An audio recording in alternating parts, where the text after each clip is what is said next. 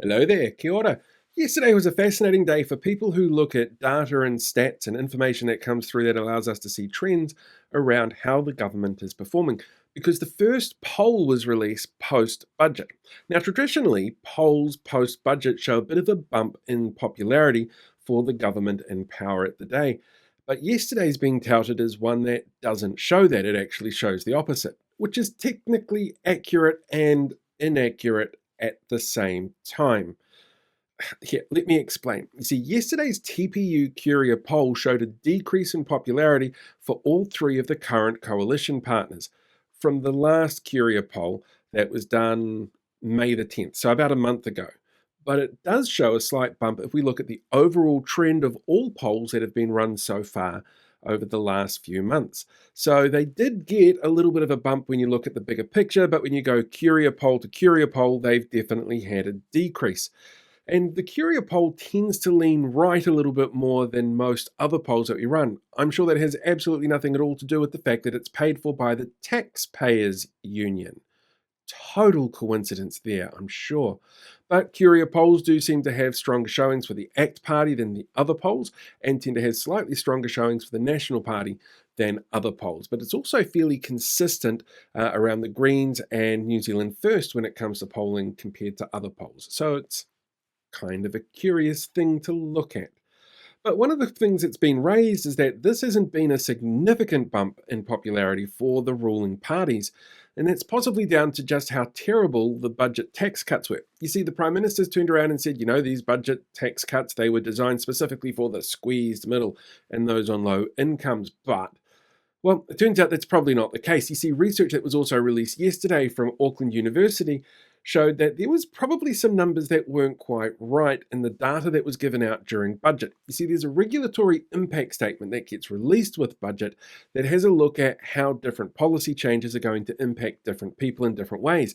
And there was actually a figure that was missing from that particular budget around the reinstatement of interest deductibility for residential landlords. That $2.9 billion that was given to landlords. That wasn't really put into the regulatory impact statement around tax cut changes. And it turns out that by adding that in there, it certainly changes the distribution of where the tax cut money is going. For example, 40% of households that got decent tax cuts, well, they were about 64% of the overall tax package scheme. They got the vast majority of it. And those are your upper income earners and homeowners. At the bottom 40% of households, well, they didn't get anywhere near as much. In fact, 20% of the households only got 5.4% of the tax cut money that was handed out. And about 130,000 households will receive absolutely nothing. And about 8,000 are actually slightly worse off under the tax package. So you've got a far, far more inequitable distribution of wealth through these tax packages that the government's announced. And that inequity goes towards the highest income earners, which also got a little bit of news this week with NBR releasing its rich list. Now, the rich list is based on estimations, and it's not exactly like they're going into the bank accounts of those people with all the money to say, hey, how much are you worth? But one of the things that did show up on this rich list is that in the last 12 months, the people who have been on that list the most have seen a massive increase in wealth. $23 billion across all the people on the NBR rich list, which equates to about $10,000 for every single wage and salary earner in the country in the middle of a cost of living crisis. That'd be nice. $10,000 extra certainly wouldn't go astray. So we're seeing huge amounts of wealth inequality happening within the country, and the government's in there going, we're helping people with tax cuts that, again, favor those that are already doing remarkably well in a cost of living crisis.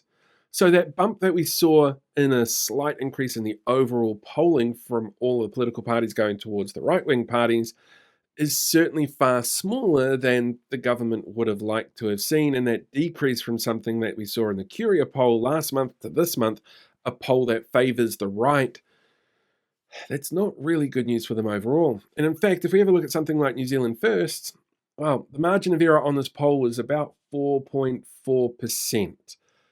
though they're still within the margin of error of being kicked out if an election was held tomorrow based on these polls. But again, don't forget, polls are really good for trends, but not so great when it comes to individual issues. And it's definitely not something that you should be sitting there celebrating. And if you want something to celebrate, look at the net favorability for political party leaders. Every single party leader on the right had massive, massive drops in their net favorability ratings in this particular poll. Can't imagine what it was that brought that on. Weird how that sort of thing happens.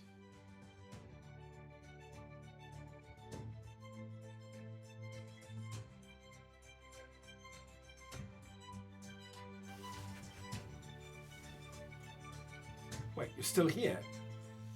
It's over. Go find another video.